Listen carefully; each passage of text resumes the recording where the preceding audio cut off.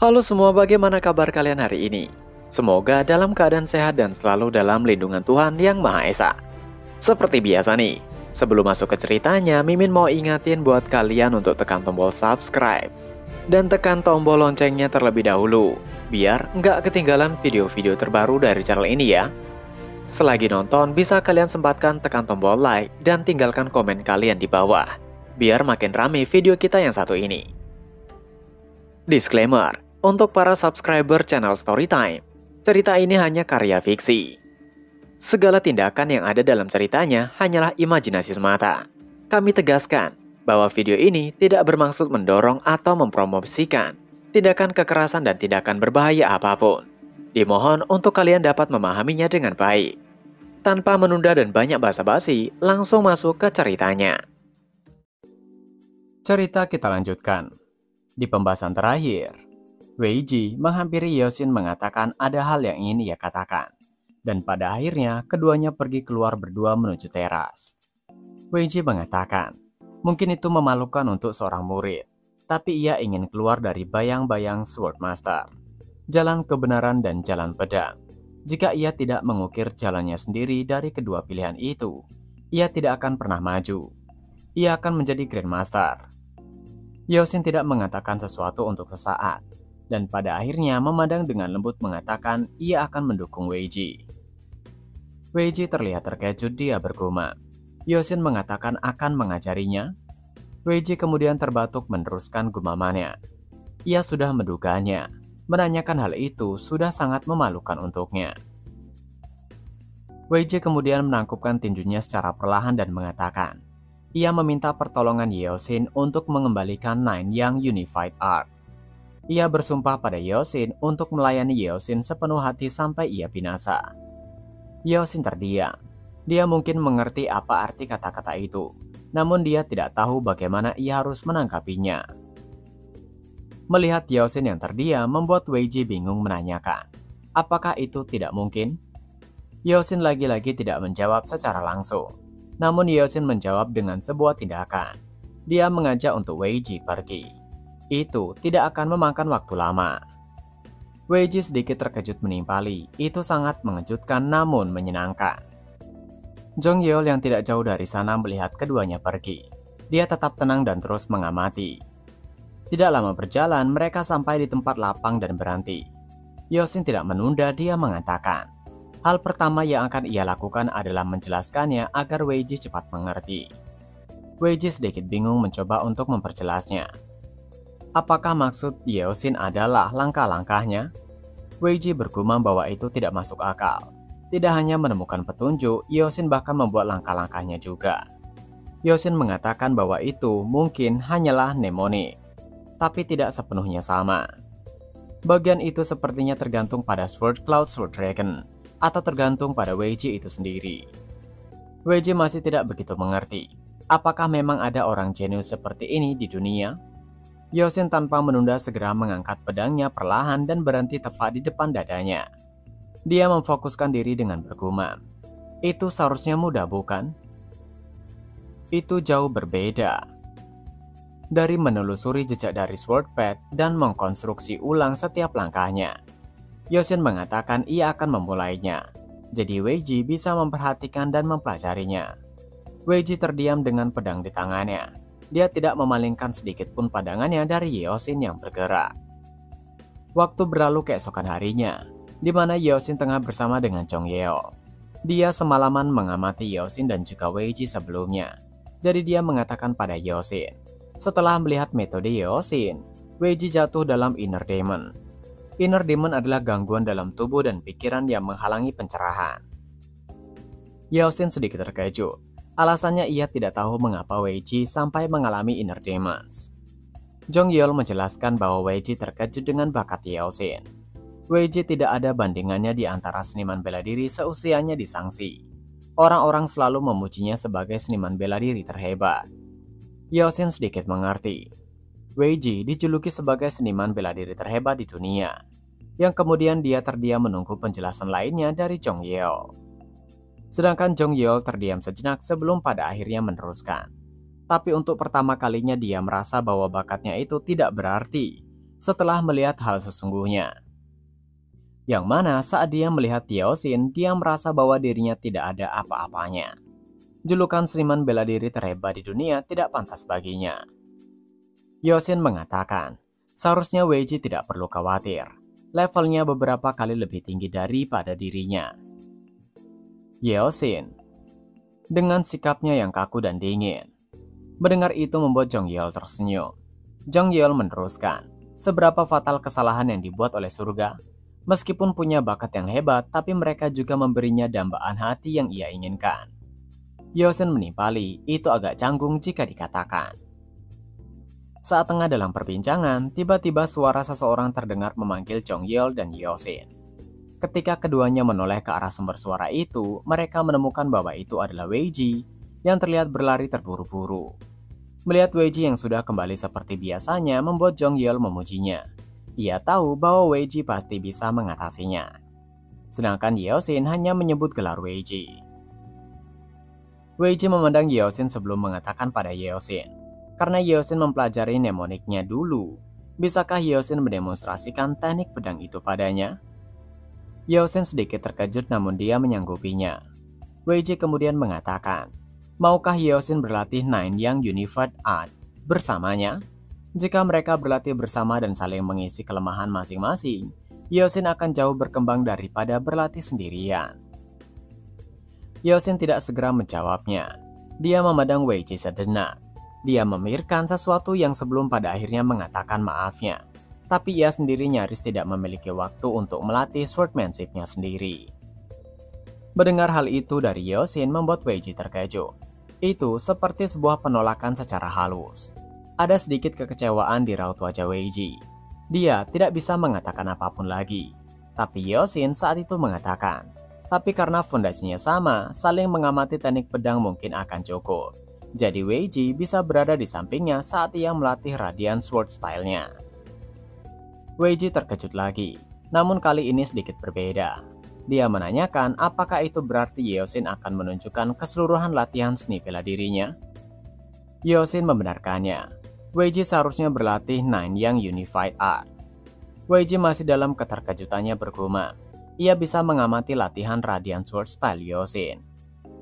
Weiji mengatakan, Grandmaster di sana bukan dirinya, tapi Yeosin. Tidak tahu apa maksud dari kata-kata itu. Sedangkan Jong Yeol menambahkan, kemurahan hati pasti ada batasnya. Orang seperti itu akan berakhir di dunia ini. Di sisi Yeosin, dia terkejut ketika mengingat sesuatu tentang maksud mereka berdua. Di mana ketika dia bersama dengan orang-orang dari Radiant Squad, Ma Jin pernah mengatakan, seseorang tidak boleh mengamati seni bela diri orang lain. Yang kemudian Yeosin bergumam, ia terbiasa mendiskusikan seni bela diri di benteng kesunyian, hingga ia lupa. Dan Chung Myung saat itu menambahkan, bahkan duel sampai binasa itu adalah hal yang wajar. Yeosin saat itu mengatakan, tapi bahkan Master Ma Guang menunjukkan dan mengajari seni bela diri pada mereka. Mereka bahkan berlatih bersama. Mirio menimpali, itu berbeda dari apa yang boleh dan tidak boleh dilihat. Latihan seni bela diri sesungguhnya tidak boleh dilihat atau ditunjukkan pada orang lain. Yeosin pada akhirnya mengerti, mengamati latihan orang lain itu sangat dilarang. Itu adalah aturan tak tertulis di murim. Kembali pada saat ini, Yeosin terdiam sejenak. Dia berpikir bahwa salah paham mereka kian menumpuk. Sedangkan Jong Yeol dan juga Weiji masih diam menunggu apa yang akan Yeosin katakan. Namun pada akhirnya mereka tetap berlatih bersama. Yeosin dan Weiji keduanya saling menarik pedang mereka dari sarungnya. Yang kemudian mereka bergerak dengan sinkronisasi yang luar biasa. Gerakan demi gerakan terlihat memiliki kemiripan. Radiant Sword Style. Energi inti yang mengendalikan Radiant Sword Style sangat berbeda dengan Eternal Blossom Fist. Radiant Sword Style memiliki aliran yang mulus. Tidak ada keraguan dalam menghunuskan pedang. Semua yang dirasakan melalui pedang tampak terhubung ke tubuh. Itu karena ini adalah ciptaannya sendiri, bukan milik orang lain. Dirinya adalah pendiri Radiant Sword Style. Di sisi Weiji, di tengah dia juga melakukan gerakan pedangnya. Dia mengamati Yeosin dan bergumam. Awalnya ia lebih unggul dalam penguasaan Nine Yang Unified Art. Swordmanship Yeosin terlihat kasar. Tapi dalam hal penguasaan, Yosin mengejarnya dalam sekejap. Hal itu membuat Weiji menghentikan gerakannya dan terus mengamati Yosin. Mereka berlatih teknik pedang baru dalam waktu yang sama, tapi pencapaian mereka jauh berbeda. Saat itu, gerakan Yosin terus bertambah cepat. Gerakan demi gerakan dia lakukan. Itu mengejutkan Weiji lagi. Yosin bergerak lebih cepat dan berubah, sampai-sampai Yosin melelehkan quick sword form milik Weiji. Weiji saat itu menyadari bahwa orang itu bukan dirinya. Orang yang memegang mutiara naga itu adalah orang lain. Saat itu, teknik pedang yang Yosin gunakan menunjukkan gerakan seekor naga yang baru terbangun dan mulai melesat. Latihan mereka berlangsung beberapa saat dan pada akhirnya berakhir. Waktu berlalu keesokan harinya, di mana Yosin bertemu dengan Ilshin dan juga seorang elf lainnya di dalam ruangan. Ilshin berdiri di samping pria elf yang duduk, sedangkan Yosin berdiri di hadapan mereka. Kedua elf itu memiliki paras yang begitu rupawan, tidak bisa dibandingkan dengan manusia biasa. Ilshin yang mengamati Yosin bergumam. Ia tidak menyangka takdir akan mempertemukan mereka dengan cara seperti itu. Anak yang ia lihat saat insiden keluarga Jung berusaha untuk memulihkan swordsmanship suaminya. Sedangkan Yosin masih berdiri dengan tegap dan tanpa sepatah kata pun. Pria elf yang tengah duduk itu adalah Swordmaster of the Western Heavens Gu Yangcheong, pemimpin sekte Zhongnan, putra Swordshen dan Ilshin. Yang Cheong saat itu membuka suara terlebih dahulu. Dia mengatakan tentang Radiant Sword Style, teknik pedang yang Yosin ciptakan. Yang Cheong meneruskan. Ia mendengar bahwa Yosin mendapatkan warisannya dan memberikan formulanya pada Weiji. Terlebih, Yosin adalah murid dari Swordshen dan berhasil menyelamatkan murid sekte Zhongnan. Yang Cheong memuji bahwa Yosin memang telah banyak berjasa bagi sekte Zhongnan. Katakan apa yang Yosin inginkan. Yosin untuk sejenak memikirkan apa yang dia inginkan. Setelah keheningan beberapa saat, Yosin akhirnya mengutarakan keinginannya, yang mana ia meminta izin untuk membantu sekte Zhongnan guna melawan sekte Tiran Sword. Di tempat latihan, Jong Yeol mengamati Weiji yang tengah berlatih seorang diri. Beberapa kali dia melakukan gerakan dari yang Yosin tunjukkan padanya, namun sepertinya itu tidak menunjukkan perkembangan, yang pada akhirnya membuat Weiji menghentikan latihannya. Jong Yeol yang melihat Weiji mengatakan bahwa Weiji sama sekali tidak bisa berkonsentrasi. Weiji menimpali dengan permintaan maafnya. Ia hanya tengah pusing. Jong Yeol mencoba mencari tahu alasannya. Apakah itu karena Yosin? Weiji menampiknya. Bukan seperti itu. Masalahnya ada di hatinya. Dia bergumam bahwa itu bukan kecemburuan. Ia mengerti tentang pedang Yosin. Hanya saja semua seni bela diri yang ia pelajari seumur hidupnya sekarang tidak berguna. Yang kemudian dia menanyakan pada Jong Yeol. Radiant Sword Style itu bisa disandingkan dengan Nine yang Unified Art bukan? Jong Yeol membenarkannya. Weiji mengingat kembali latihan Yosin sebelumnya, yang mana menurutnya Yosin tidak hanya mencapai level pertama. Saat bertanding melawannya, Yosin langsung mencapai level kedua, bahkan juga sempat menyentuh level ketiga. Ia begitu sulit membayangkan bahwa Yosin menciptakan seni bela diri yang progresif seperti itu. Meski dia tidak berpengalaman, tapi seni bela dirinya sudah melampaui Nine yang Unified Art miliknya. Jong Yeol terdiam sejenak mendengar semua keluh kesah dari Weiji, yang kemudian dia menjelaskan. Memang benar Yosin sudah mendapatkan apa yang selama ini Weiji dambakan. Yosin adalah master yang telah melampaui usianya. Bukan hal yang aneh bahwa Yosin bisa menguasai seni bela dirinya secepat itu. Semua di dunia ini mengikuti prinsip yang sama. Ciptaanmu akan menjadi senjata terbaikmu. Weiji mengerti mengatakan, Yosin pasti memiliki bakat yang langka. Bahkan dirinya tidak bisa mengimbanginya sama sekali. Jong Yeol menambahkan, hidup di era yang sama dengan master sehebat itu bisa dianggap berkah tersendiri. Bahkan Weiji juga berhasil mewarisi Nine yang Unified Art. Weiji membenarkannya. Itu memang berkah yang luar biasa baginya untuk bisa hidup di era yang sama dengan seorang master yang hebat. Melihat kesedihan Weiji yang tak kunjung reda, membuat Jong Yeol terdiam yang kemudian dia mengatakan. Ia sebenarnya tidak ingin mengatakannya. Tapi, Yosin memiliki titik baihu yang terhubung dengan alam. Dia telah menyerap energi langit dan bumi secara terus-menerus, Sampai-sampai master-master terhebat di dunia sekalipun susah untuk membendungnya. Wei Ji masih tidak mengerti maksud dari semua yang Jong Yeol katakan. Yang pada akhirnya Jong Yeol mengatakan terus terang bahwa waktu yang Yeosin miliki hanya sedikit.